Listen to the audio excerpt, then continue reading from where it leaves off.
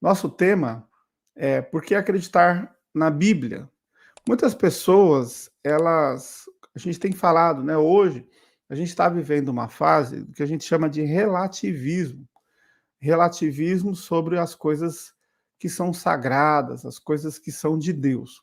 Então, hoje, o que eu chamo de relativismo é as pessoas têm deteriorado, as pessoas têm colocado de forma inferiorizada padrões que a gente tem como fundamento de uma vida, de uma fé e de uma moralidade. E muitas pessoas tratam, por exemplo, a Bíblia como um livro qualquer, mas a Bíblia não é um livro qualquer. A Bíblia, ela é a revelação de Deus aos homens. Muita gente fala, mas existem tantos outros livros por aí sagrados, o Alcorão, outros livros aí por aí, revelações humanas aí que a gente conhece de tantas religiões, mas nenhuma ela é tão completa quanto as Sagradas Escrituras, quanto a Bíblia. Isso você pode ter certeza, eu posso afirmar isso com toda certeza. Para quem assistiu os estudos anteriores, você pode ver desde como a Bíblia foi formada, desde como cada detalhe da Bíblia foi pensado, foi trabalhado por Deus. Eu vou até passar aqui rapidinho, só para quem não viu, poder ter uma ideia, né, do que a gente fez aqui nesses dias. São 2 aulas que já foram apresentadas, hoje já é a terceira. Nosso texto principal é esse de 2 Timóteo 3, 16, 17, que fala que toda escritura inspirada por Deus é útil para o ensino, para a repreensão, para a correção, para a educação na justiça, a fim de que o homem de Deus seja perfeito e perfeitamente habilitado para toda boa obra. Quando ele fala toda a escritura, ele está dizendo que toda a Bíblia, mas não que todo escrito, tudo que foi escrito por aí é inspirado por Deus, mas que sim, a Bíblia é inspirada plenamente pelo Senhor. E o outro versículo base dos nossos estudos é esse do Salmo 119, versículo 105. Lâmpada para os meus pés é a tua palavra e luz para os meus caminhos.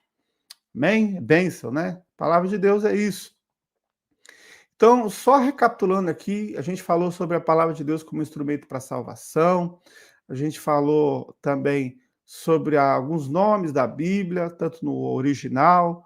Só estou passando aqui rapidinho, tá? A formação no cânon bíblico, que é como que foram escolhidos os livros bíblicos, tá? Então, só aqui lembrando aqui os irmãos que entraram agora, boa noite, Edilene, boa noite, Kleber, boa noite, Ademir. Muito bom ter vocês aqui. Fico muito feliz aqui com a presença de todos, tá? Formação do Velho Testamento. Então, quem não assistiu às aulas anteriores, que está aqui no nosso link do canal, você pode se inscrever no nosso canal, tá? Se você não é inscrito, no canal da Igreja Presbiteriana de Vila Lais, e você pode também acompanhar as outras lives que elas estão na aba ao vivo. Você pode entrar na aba ao vivo do nosso canal e você vai ver as outras aulas que eu dei aqui para a igreja, tá?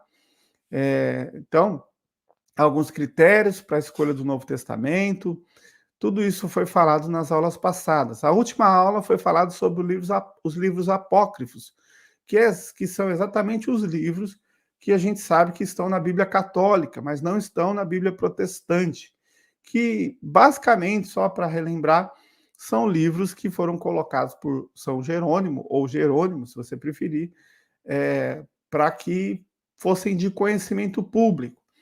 Essa aqui é uma lista só de apócrifos, ou seja, livros que não são reconhecidos pela igreja cristã em nenhum período e que surgiram posteriormente. Olha essa quantidade: Evangelho de Marias, Evangelho de Maria, de Hebreus, de Pedro, Apocalipse de Pedro, Atos de Paulo e Tecla.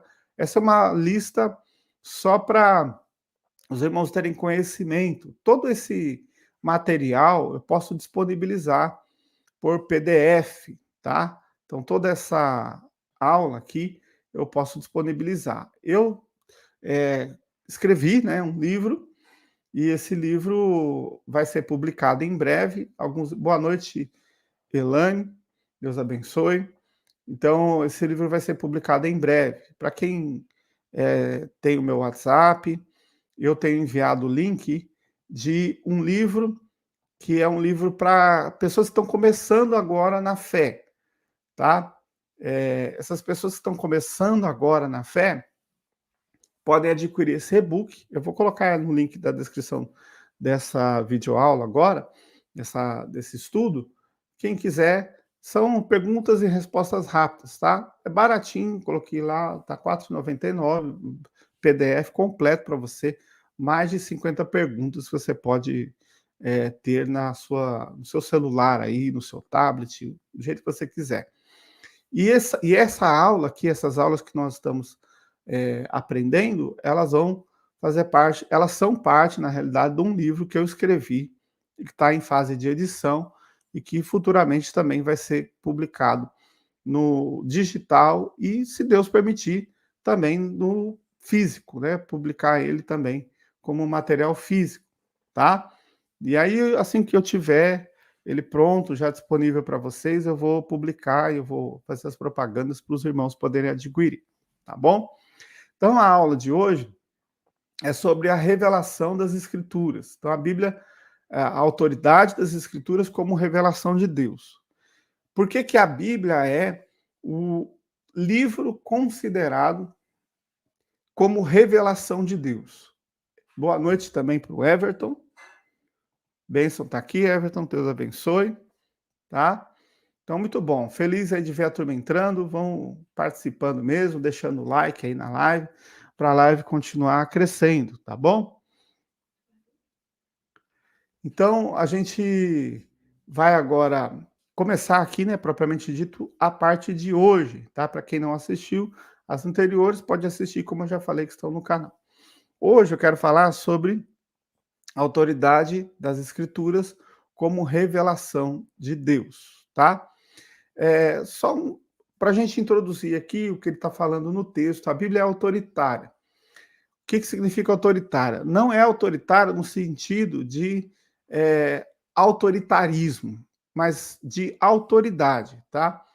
Porque ela é divinamente autorizada nas suas palavras, como o texto que a gente leu logo no início, que toda a escritura é inspirada por Deus, e de acordo com essa passagem, todo o Velho Testamento é inspirado por Deus, e a validade dessa reivindicação também é para o Novo Testamento, que também isso é declarado e não é algo que fica omitido nas Escrituras. O Novo Testamento também contém indicações que o seu conteúdo deve ser encarado e de fato era como não tendo menos autoridade que o Antigo.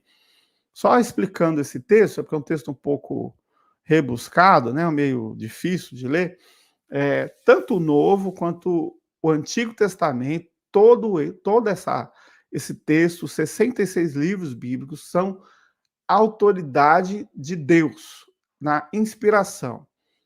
O que é inspiração? A inspiração da Bíblia é algo que veio da parte de Deus para o homem. Deus, ele levantou o ser humano, ele levantou pessoas, são 66 livros, então são diversos autores, são 1.600 anos que demorou para a Bíblia inteira ser escrita, então não é qualquer livro, a gente está falando de um livro com 1.600 anos só para ser escrito na sua totalidade. Se a gente for pegar toda a Bíblia, até os dias de hoje, são mais de 3.000 anos para a formação de todo um cânon. Até o nosso período hoje. Nós estamos aqui século XXI, 2023. Então a gente está falando de um livro aí de mais de 3.000 anos de história. É algo grandioso. Então pensa comigo.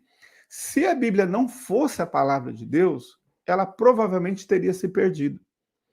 Ou seja, essa durabilidade, esse conceito prático da gente entender que, olha quanto tempo a Bíblia demorou para ser escrita, ela já teria se perdido. Quantas guerras o povo de Deus já não viveu, quantos momentos de exílio, quantos momentos onde Israel foi escravo no Egito, Israel passou pelo Império Assírio, pelo Império Babilônico, passou por tanta coisa, irmãos. E mesmo assim, a palavra de Deus chegou até nós de forma muito clara, perfeita. Então a gente fala de todo um histórico do Antigo Testamento. A gente tem também no período do século I, do ano 70, o templo foi destruído, ou seja, toda a história de Israel poderia ter sido perdida diante de tantas circunstâncias. Então, somente Deus, sendo o autor desse povo, o autor da história desse povo. A gente tem também, além disso, movimentos no Novo Testamento que tentaram deturpar a palavra de Deus, movimento gnóstico que tentou inserir na igreja cristã coisas que desvirtuavam os princípios bíblicos. Então, são diversas circunstâncias que poderiam ir contra a palavra de Deus, mas a palavra continua permanecendo, né? Como diz a Bíblia, os céus e a terra passarão, mas a sua palavra não, a sua palavra permanece para sempre. Os escritos do apóstolo Paulo, por exemplo, são catalogados como as outras escrituras, sob o título de escritura. Então, são vários textos aqui que eu coloco. Além disso, o Apocalipse reivindica a origem divina e emprega o termo profecia, no sentido do Antigo Testamento. Então, o livro de Apocalipse, por exemplo, ele é profecia no mesmo caráter dos livros de Isaías, Daniel, Jeremias, Ezequiel, que são livros do Antigo Testamento, que são livros proféticos, livros que são declaração profética, né? Então, os apóstolos não faziam distinção entre os seus ensinamentos falados e escritos, mas expressamente declaravam a sua proclamação inspirada com a palavra de Deus.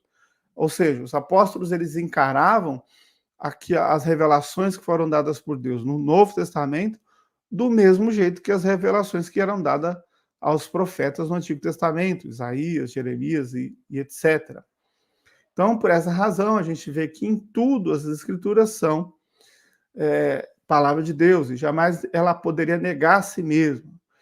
Então, por exemplo, um fator importante aqui na autoridade da Bíblia como revelação é que ela não nega a si mesma. Por exemplo, o Novo Testamento, a Bíblia não se contradiz, ela não é contraditória. O Novo Testamento, ele é uma demonstração daquilo que foi apresentado no Antigo Testamento e foi cumprido. E Deus é maravilhoso, porque a gente vai perceber no Novo Testamento cumprimentos de profecia do Antigo Testamento, principalmente na pessoa de Cristo. Por exemplo, Joel capítulo 2, ele vai falar sobre derramar o meu espírito, e ele fala que velhos sonharão, ele fala sobre profecias, ele fala sobre sonhos, profecias, etc. No Novo Testamento, a gente vê em Atos o derramamento do Espírito Santo, que é cumprimento da profecia de Joel, e tantos outros textos bíblicos assim, que são muito claramente perceptíveis no Novo Testamento, tá? Então, a autoridade da Bíblia. Quando nós... Eu vou ler essa frase aqui, de Murray, né, que é um teólogo, que ele diz o seguinte: quando nós falamos da autoridade da Escritura, temos que distinguir entre a autoridade que é intrínseca à Escritura e a nossa persuasão ou convicção que ela é autoritativa. Essa distinção entre aquilo que confere autoridade à Escritura e aquilo que é fonte da nossa convicção de que ela é autoritativa, entre aquilo que é autoridade reside de onde a nossa segurança procede, e a distinção entre o objetivo e a subjetividade da questão. Tá, vou explicar isso aqui, porque eu sei que está num texto bem... palavras difíceis, né? Mas eu vou explicar. Então, o que eu quero dizer basicamente que essa autoridade, ela pertence à Bíblia, e ela não depende do ser humano, tá? Por quê? Porque a Bíblia, ela não depende de que o homem diga que ela é autoridade, que ela tem autoridade espiritual, porque a Bíblia é a Bíblia por si só. Então, ela não precisa, por exemplo, que a igreja presbiteriana diga que a Bíblia é a palavra de Deus, ou que os batistas, ou que os católicos, ou que os espíritas, ela não depende disso, porque ela é palavra de Deus, independente do ser humano, que ela foi revelada por Deus para que o ser humano conhecesse a Deus, conhecesse a obra de Deus. Quando a gente aborda, a partir do pensamento de Calvino, sobre a autoridade, a resposta é como se podemos a gente ver acima, pois em seu pensamento a Escritura possui autoridade independentemente da posição que a igreja ou os homens colocam diante dela. Então a Bíblia é palavra de Deus, mesmo que os homens digam que não. Algumas igrejas vão dizer assim, que a Bíblia contém a palavra de Deus.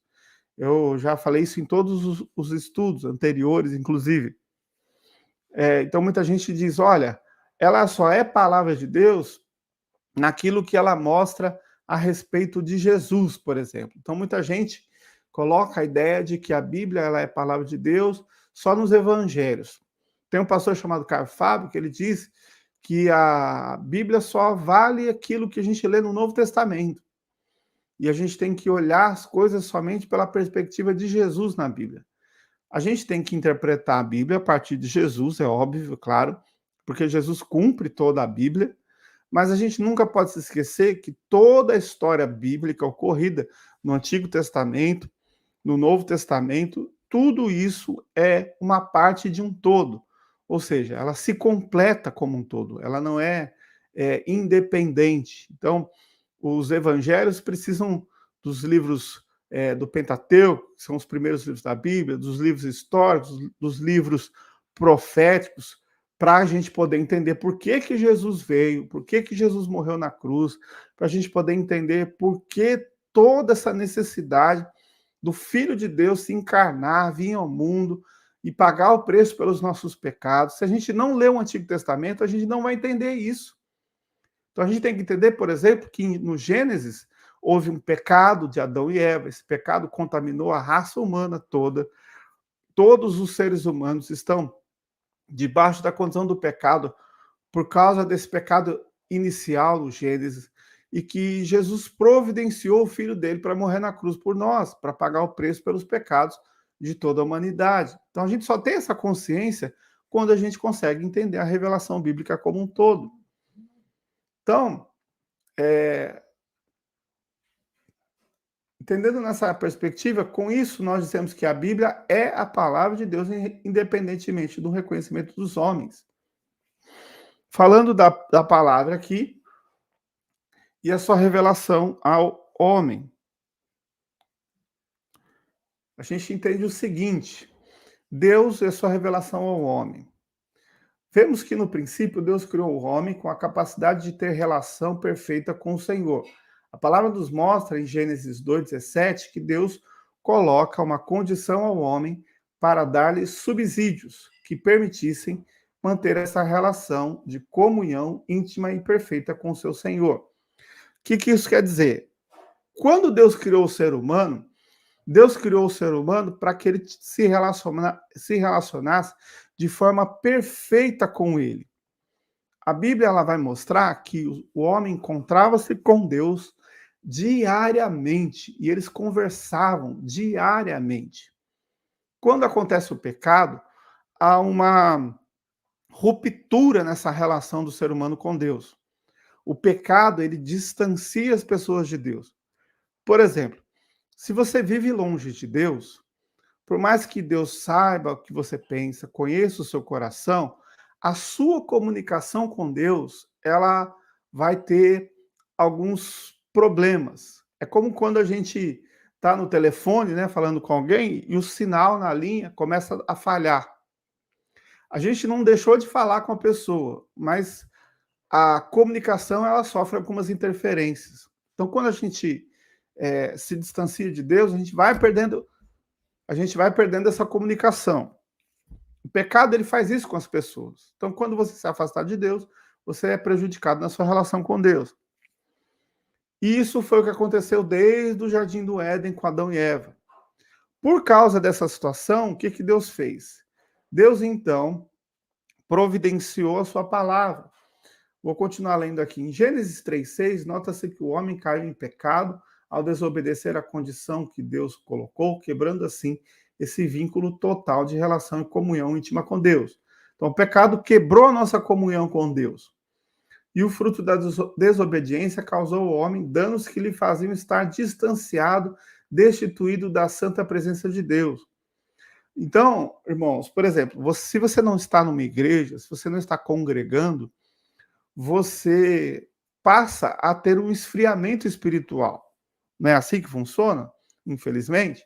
Então, uma pessoa que ela não está numa igreja, não está buscando a Deus, não quer dizer que ela perdeu o contato com Deus. Mas muitas vezes significa que ela vai perdendo a intimidade que ela teria se ela estivesse praticando a sua fé. Então, por isso que a Bíblia ela é tão importante, para você ler a sua Bíblia constantemente. Quando você vai a uma igreja, você está ouvindo a palavra de Deus ali. Você tem um compromisso, pelo menos de, no mínimo, uma vez na semana, você está sentado ali ouvindo a palavra de Deus para você. Quando você não vai à igreja alguma, você não tem mais prática de ouvir a palavra de Deus. Às vezes a gente lê a Bíblia em casa, e o ler a Bíblia em casa, ele é maravilhoso, a gente tem que ler a Bíblia em casa, mas a igreja é o lugar onde a gente tira as dúvidas sobre a palavra de Deus. Quando eu faço uma live como essa aqui, que a gente tem feito esses estudos online, é justamente para que vocês também tenham como tirar dúvidas. Então você pode escrever no chat, pastor, eu não entendi. Pastor, colocar a sua opinião, coloca aí no chat. O que você acha do assunto? Pode fazer a pergunta que você quiser, tá? Eu respondo aqui dentro da medida do possível, sem problema nenhum. Inclusive, quem está na live pela primeira vez, pode até não ser da igreja, coloque aí a sua pergunta. Se eu não responder agora, eu respondo depois. E a gente procura sanar a dúvida de todo mundo, tá? Então, é muito importante a gente ter essa relação de se alimentar constantemente da palavra de Deus. Né? O apóstolo Paulo diz em Efésios 2:1 que o homem morreu, seus delitos e pecados, condição esta que o colocou longe de uma relação íntima com seu Criador. Então, o pecado nos distanciou de Deus. Então, diante dessa situação de morte espiritual que o homem se via, Deus então toma a iniciativa de ir ao encontro do homem que decaído está. Por quê? Porque se você pensar o seguinte, que por você, pelas suas próprias forças, você não busca Deus, não é verdade? Quando a gente pensa assim, olha, eu vou buscar a Deus. Muita gente fala assim para mim, pastor, quando eu tiver melhor, acho que eu tiver com a cabeça melhor, eu tiver no momento melhor da minha vida, eu vou para a igreja. Então muita gente pensa assim. Só que essa é uma visão errada, né? E por quê? Porque a gente sabe que a gente precisa de Deus, só que a gente se engana muitas vezes. A gente acaba se enganando, dizendo, não, depois eu vou, depois eu faço. Só que isso é um engano por causa do nosso pecado. O coração do homem é enganoso, a gente é pecaminoso. E aí, muitas vezes, a gente acaba se enganando. Então, Deus é que vai até nós. Se você está aqui nessa live, ouvindo a palavra, é porque você tem necessidade de alguma coisa da parte de Deus. Porque o nosso coração, ele anseia por Deus. Por mais que a gente esteja frio, esteja distante, a gente anseia por Deus. Então, é muito bom a gente poder ter momentos como esse, poder ouvir a palavra de Deus.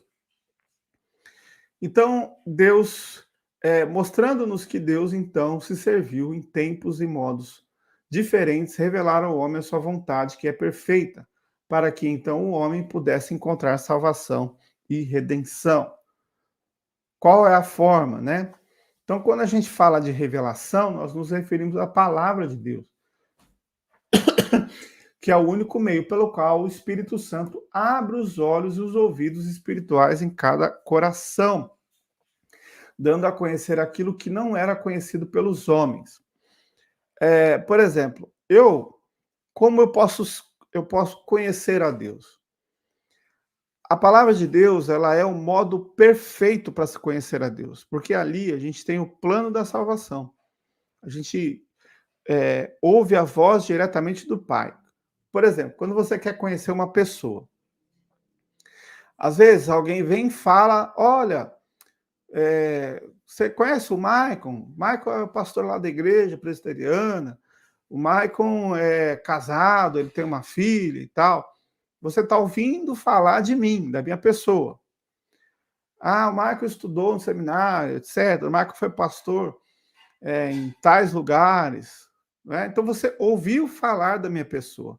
Agora, é muito melhor quando você me conhece pessoalmente. Então você vai ver todas essas coisas sem a interferência de uma opinião pessoal. Você vai tirar sua própria conclusão. Quando a gente pensa em respeito a Deus, é muito parecido. Por quê? A gente ouve falar de Deus, às vezes, por outras pessoas e por outros meios. quando a gente mergulha na palavra de Deus, é Deus mesmo falando sobre ele para nós. Porque a Bíblia é a revelação santa, perfeita de Deus. Então Deus vai mostrar para você no seu coração, através da Bíblia, quem ele é. E é muito legal quando a gente lê a Bíblia e quando a gente busca conhecimento da palavra de Deus, a gente vai à igreja, procura congregar, procura estar com os irmãos, vai a uma escola dominical. Eu amo escola bíblica dominical, porque ali a gente consegue tirar dúvidas, participar. É muito legal, por quê? Porque a gente passa a ter essa intimidade com Deus e Deus vai nos ensinando diariamente. Por isso que é tão importante a busca do conhecimento da palavra do Senhor. A Bíblia ela tem esse papel, tá? Ah, então, por causa das mentes e corações que foram obscurecidos pelo pecado, no dizer de John Stott, sem a revelação, sem a instrução e a orientação divina, nós, seres humanos, nos sentimos como um barco sem leme à deriva, em alto mar, como uma folha arremessada impetuosamente pelo vento, ou como um cego tateando na escuridão. Por isso, cremos que Deus tinha para para manifestar, ele revelou em Jesus Cristo pela palavra, que está encerrada. E essa frase de John Stott, ela é sensacional, né? Boa noite também para a Cláudia, está chegando agora também. Deus abençoe, Cláudia. Abração para vocês aí. Então, é linda essa frase de John Stott, porque ele vai falar exatamente isso, né? O homem sem a palavra é como um barco à deriva no meio do mar, ou como uma folha que é arremessada por um vento impetuoso. O homem sem a palavra, ele é completamente perdido. Por isso que a palavra de Deus ela é tão importante para a nossa vida. Busque a palavra de Deus, busque a palavra do Senhor diariamente. Irmãos, uma coisa muito importante, muito cuidado com pessoas que se dizem de Deus, mas não vivem a palavra, não mostram a palavra de Deus. Olha, que eu acho muito bom na igreja presbiteriana, a igreja reformada, de uma forma geral, é o princípio que a gente tem de sola escritura, somente escritura. Eu estava ouvindo um vídeo de um homem de uma outra religião, não vou falar qual, e ele estava dizendo o seguinte: para que a Bíblia se a gente... É a igreja católica, fala logo, um padre. Ele estava falando, para que a Bíblia se a gente tem a Eucaristia? Para que a Bíblia se a gente tem a tradição da igreja? Gente, eu preciso de outra coisa além da Bíblia, porque a Eucaristia, que a gente chama, é a ceia. Então, a ceia eu tomo na igreja presbiteriana também. Então, eu sou alimentado espiritualmente na ceia. E para que eu vou seguir tradição humana se eu tenho o próprio Deus falando comigo por intermédio da sua palavra? Então, por que eu vou ouvir o que alguém diz, porque ele aprendeu aquela tradição, sendo que eu posso olhar na palavra de Deus? A gente tem um princípio na igreja que é o seguinte, que a gente permanece naquela igreja, como membro daquela igreja, enquanto essa igreja for fiel à palavra de Deus, for fiel às Sagradas Escrituras. Eu sou pastor presbiteriano hoje, mas eu sou enquanto essa igreja seguir a Bíblia. Se essa igreja um dia sair da Bíblia, eu espero em Deus que não, que ela vai continuar bíblica em nome de Jesus. Enquanto a igreja é bíblica, eu permaneço. O dia que ela não prega mais a palavra de Deus, eu estou fora. E eu creio que todo cristão ele tem que ser assim, ele tem que seguir igreja, que não vai por revelação da cabeça de homem. É uma coisa impressionante. Eu já vi muita igreja assim, olha, que Deus me revelou. Sempre revelação assim. Você vai ser rico, você vai bem sucedido, você vai ir para tal lugar, você vai conhecer o mundo, Deus te chamou para as nações. Irmãos, por que todos os lugares é a mesma revelação? Porque é decoreba. Agora, eu não duvido, eu duvido que Deus pode falar através de alguém? Não, Deus pode falar através de quem Ele quiser. Só que o princípio base é, se o que essa pessoa diz tem base na palavra de Deus, então eu creio. Se não tiver base, sustentação na palavra de Deus, isso não é para mim. Porque Deus vai te dar isso ou vai aquilo. está na Bíblia. Pelo que eu sei na Bíblia, Deus não está prometendo dar nada para a gente material, carnal, humano. Deus fala que vai dar sustento. É o salmo que eu acabei de ler. Esse sustento para aquele que crê no Senhor é a provisão, de que Deus vai levantar a provisão. Deus levantou maná para o povo no deserto. Deus deu pão no deserto. Deus não vai dar o sustento para mim hoje? Deus é maravilhoso para sustentar o seu povo, não é? Então a gente tem que ter cuidado com revelações humanas, baseadas em emoção humana, baseada em vontade humana. Isso não vem de Deus, tá? Então a Bíblia é a revelação perfeita de Deus e a revelação que eu preciso para minha vida. De resto, o resto é humano e o resto é passageiro e o resto é carnal e a gente tem que ter muito cuidado. A inspiração das Escrituras. O que é inspiração? Tá? A gente vai entender esse conceito agora. Em detrimento da necessidade de ser manifesta a ação redentora de Deus, ele inspirou homens, mesmo que pecadores, para que a palavra os alcançasse. Só para entender a ideia de inspiração.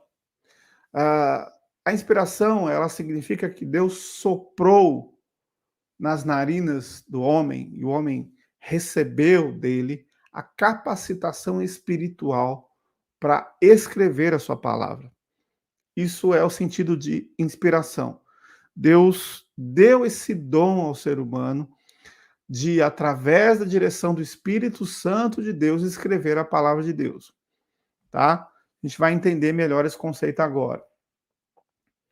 Primeiramente, é lícito dizer que a doutrina da inspiração consiste em que o Espírito Santo, é o que eu acabei de dizer, habilitou aos escritores da Bíblia a registrar sem erros, ou seja, a Bíblia é inerrante, o que Deus revelou em matéria de religião e moral. Essa doutrina baseia-se principalmente no fato de que Jesus, como já foi abordado anteriormente, considerava as Escrituras do Antigo Testamento como palavra de Deus e que prometeu aos apóstolos o Espírito Santo para ensinar-lhes em seu nome, colocando os escritos que os apostólicos em pé de igualdade com os escritos do Antigo Testamento, tá? Para que foi essa inspiração, irmãos? Boa noite, Aline. Deus abençoe. Tá? É a Aline do Fabiano ou outra Aline, tá? Só por dúvida. Se não for, bem-vinda também de qualquer forma, tá bom? Continuando. Então, quando a gente fala sobre a inspiração das Escrituras, a gente compreende que Deus habilitou os escritores sobre aquilo que é religião e moral, tá? A Bíblia, eu já falei isso até na aula anterior, mas é importante reforçar. A Bíblia ela não está preocupada em apresentar dados científicos. A Bíblia não está preocupada em ser um livro histórico, apesar dela contar a história. Ela conta a história dos profetas, ela conta a história de Israel, mas o objetivo principal da Bíblia não é esse. Sabe uma coisa interessante? Que, por exemplo, muita gente, eu já vi gente dizer assim, mas a Bíblia ela erra dados históricos. Eu já vi gente falar assim, olha, dizer que uma cidade é em tal lugar, e aí depois descobre-se que a cidade não é e tal. E é muito engraçado, porque às vezes vem gente contestando, só que depois, com o tempo, a verdade aparece. Quando a verdade aparece, mostra o quê? Que a Bíblia estava certa, né? É muito interessante isso aqui. Tem um livro, vou pegar aqui, toda a live eu mostro um livro, né? Vou mostrar mais um aqui, peraí.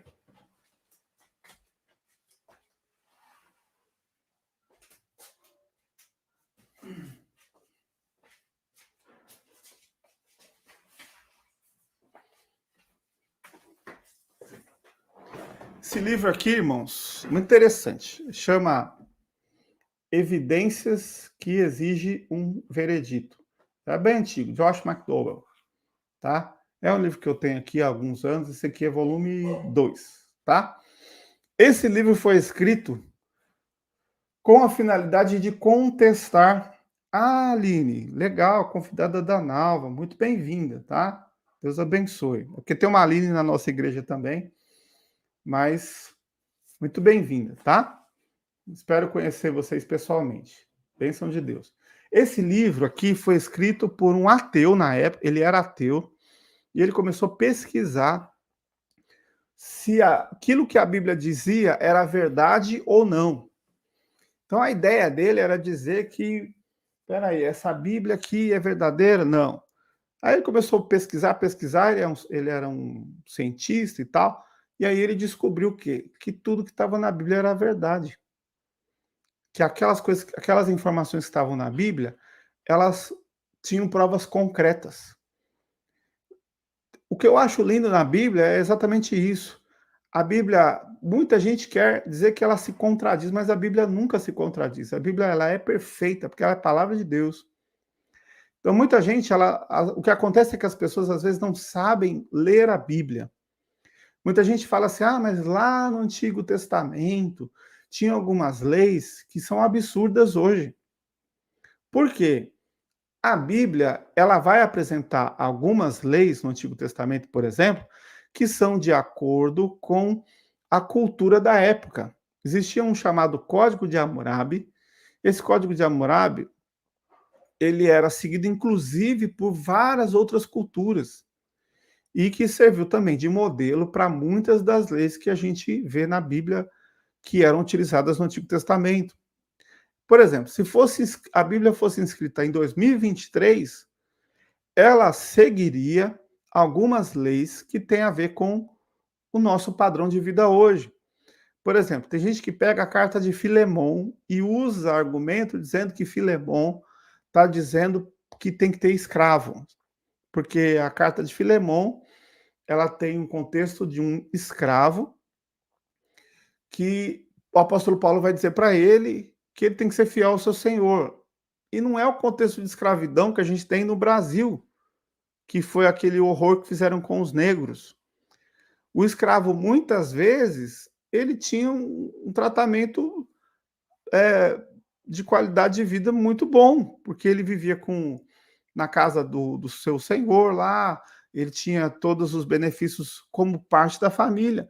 Não era alguém que era amarrado num tronco e chicoteado, entendeu?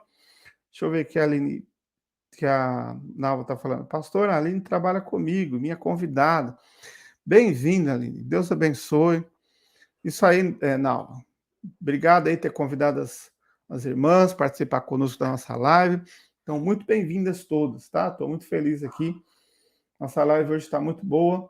A Amanda, a Aline e também os irmãos da nossa igreja que estão participando conosco, o Ademir, a Elaine, que são ovelhas minhas da Igreja Presbiteriana de São José do Calçado. Eu fico muito feliz quando eu vejo toda essa turma aí que eu amo muito, tá?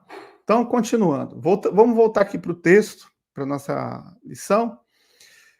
Então, a palavra de Deus ela foi então escrita, né, com o propósito de anunciar quem Deus é. Strong, na sua teologia sistemática, define a inspiração como uma influência do Espírito Santo de Deus, não sendo simplesmente um fenômeno da natureza ou um capricho psicológico, mas o efeito da operação interior do Espírito Santo. Ou seja, quem inspirou a escrever a Bíblia foi o Espírito Santo de Deus.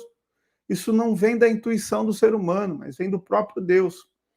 Não influenciando o corpo, e sim a mente. Não foi como uma psicografia, mas foi Deus usando a capacitação da mente humana, conforme ela é, nas suas limitações, para fazer com que o ser humano escrevesse a palavra.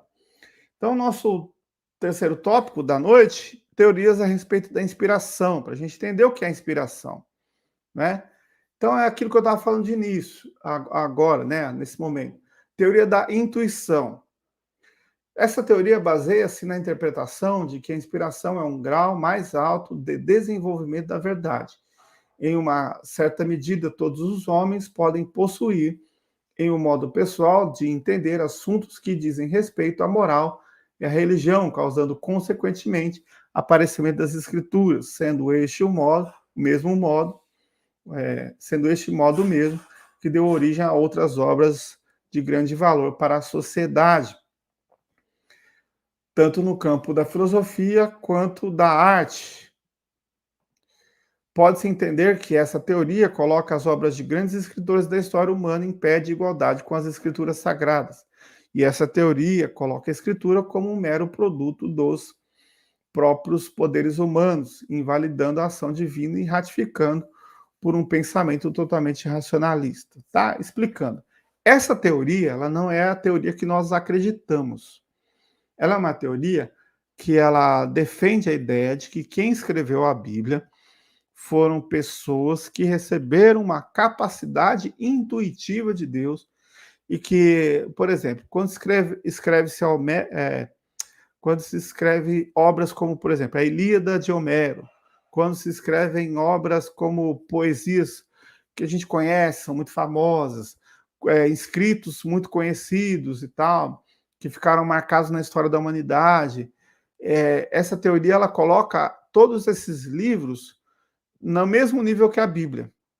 Só que essa teoria não é válida, porque nenhum desses livros, dessas obras de grandes pensadores, etc., eles têm validade espiritual. A Bíblia tem validade espiritual, porque ela é a palavra de Deus para nós. Então, essa teoria da intuição, para nós, ela é desacreditada, porque essa teoria, ela compara a Bíblia com outros livros quaisquer que o ser humano tenha criado, e ela não é a teoria mais correta. Outra teoria, também conhecida como teoria do ditado. Em linhas gerais, essa teoria afirma a questão de que Deus, a fim de escrever as Sagradas Escrituras, tomou posse das mentes e dos corpos de cada um dos escritores de cada livro que compõe a Bíblia, reduzindo os homens a meros instrumentos passivos, apenas copiadores daquilo que Deus ditava.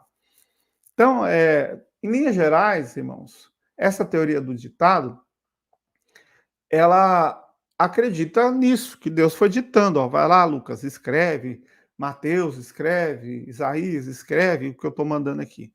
Não foi bem assim. Algumas revelações foram diretas, né? Por exemplo, o único texto que foi literalmente ditado por Deus foram os 10 mandamentos, que foram entregues a Moisés. É o único texto que a gente sabe com toda certeza que Deus mandou escrever exatamente daquele jeito, que são as tábuas que Deus entregou a Moisés. E ali foi pronto já, tudo certinho. Por exemplo, quando a gente pega o Novo Testamento, Mateus, Marcos, Lucas, João, Atos dos Apóstolos, e as cartas, e até mesmo Apocalipse, Deus foi mostrando, através do Espírito Santo, para os apóstolos o que eles deveriam escrever e lembrar. É como em João capítulo 16, que Jesus falou para os discípulos que o Espírito Santo vos faria lembrar de todas essas coisas que vos tenho dito. Ou seja, tudo aquilo que eles aprenderam convivendo com Jesus, o Espírito Santo fez com que eles fossem se lembrando dos ensinamentos de Jesus e foram escrevendo a sua própria forma.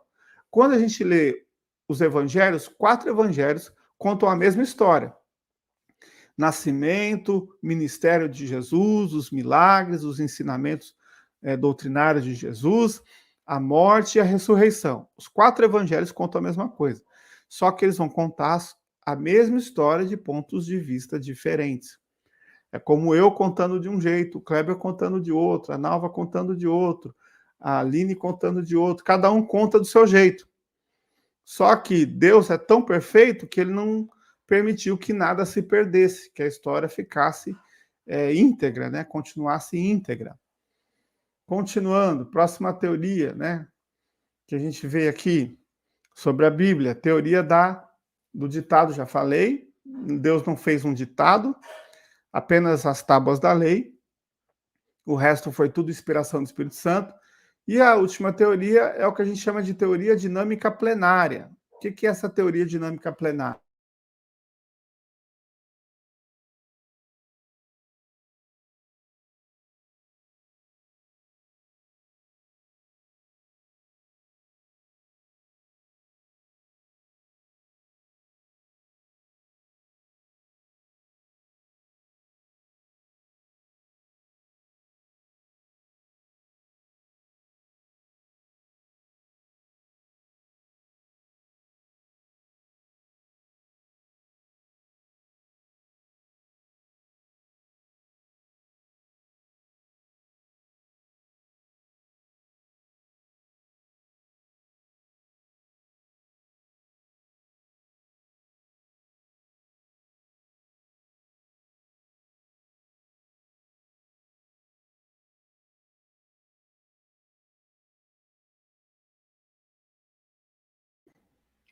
Alô, voltou agora. Meu microfone tinha desligado, tá? Mas vamos voltar aqui, tá, irmãos? Continuando. Então, a teoria dinâmica plenária. O que que é essa teoria? Essa teoria é a última a ser abordada por ser ela a compreensão do que o pensamento reformado acredita ser o verdadeiro entendimento do que é a inspiração das Escrituras, na sua forma essencial que envolve a ação divina e humana. Como que consiste isso, então, irmãos? Nas Escrituras pode-se perceber tanto o elemento humano quanto divino. Isso é perceptível, pois cada autor tinha o seu próprio estilo literário de escrever, por causa da experiência de cada um. Então, é a teoria que a gente entende. Deus usou os homens de forma perfeita para que, dentro da personalidade deles, Deus usou exatamente cada um com a sua personalidade, eles pudessem escrever a palavra de Deus. A gente tem algumas ideias, por exemplo, Pedro, que foi um dos autores da Bíblia, ele era um pescador, ele era um homem simples. Então, os inscritos que tiveram influência de Pedro, eles têm uma característica da simplicidade de Pedro. Paulo, por exemplo, que é o que escreveu as cartas, né? Coríntios, Romanos, Tessalonicenses. Paulo era um homem muito inteligente, muito sábio. Então, quando a gente lê algum texto de Paulo, a gente vai ver uma erudição, vai ver uma pessoa que com uma capacidade muito diferenciada. Ou seja, Deus usou desde aquele mais humilde, mais simples, até aquele mais bem preparado, doutor, o mestre da lei, para escrever a sua palavra. Olha como é a beleza da Bíblia. A Bíblia tem a mão desde homens muito humildes até homens muito bem preparados, muito bem estruturados na questão dos estudos. Então, a teoria da dinâmica bíblica, ela mostra isso. John Stott afirma que Deus falou decidindo pessoalmente o que desejava dizer, mas sem nunca distorcer a personalidade dos autores. Isso é muito bonito, irmãos. Também a Bíblia é a palavra dos homens, homens estes que falaram usando livremente suas culturas e estilos próprios, mas sem distorcer a verdade da mensagem divina. Então Deus usou os homens, não é, para, dentro da sua capacidade, da sua personalidade, escrever. É por isso que na igreja é tão bonito, né? Na igreja a gente tem pessoas das mais simples até aquelas mais estudadas e todo mundo serve. Isso é maravilhoso. Então, você vier para a nossa igreja, você vier conhecer a nossa igreja, você vai ver ali pessoas muito simples, mas você vai ver pessoas também preparadas, cada um dentro da sua capacidade e todo mundo servindo. Porque diante de Deus não tem doutor, não tem mestre, não tem chefe, não tem patrão, todo mundo é servo. E a gente está lá com esse intuito, né, de se completar. A igreja é o corpo de Cristo, né? E como corpo de Cristo, todos servem a Deus ali com um amor. Então a palavra de Deus, ela for escrita por homens falíveis e pecadores, como nós, mas inspirada por um Deus infalível e perfeito. Essa frase aqui, ela é sensacional, porque ela vai mostrar que Deus usa nós mesmos, nós mesmos, sendo pecadores, para escrever uma palavra tão perfeita e santa. Ou seja, ele completa a parte onde nós não temos a capacidade de fazer a nossa parte, mas ele não deixa de usar as características que ele mesmo nos criou, cada um de nós, da nossa própria forma. Deus usou seus servos precisamente como eram, com o seu caráter e temperamento, com os seus dons e talentos e com a sua instrução e cultura, com o seu vocabulário, dicção e estilo, iluminando-lhes a mente, incitou-os a escrever, reprimiu a influência do pecado sobre a sua atividade literária e guiou-os na escolha de suas palavras e nas expressões de pensamentos. Então, Berkoff fala exatamente disso, tá? E é sensacional. Semana que vem eu vou falar sobre inerrância das escrituras. que significa isso? A Bíblia contém erros? Quais são? Se é que ela tem erros? Como a gente pode encarar essa parte? Eu quero, então, desafiar você a participar comigo na aula da semana que vem,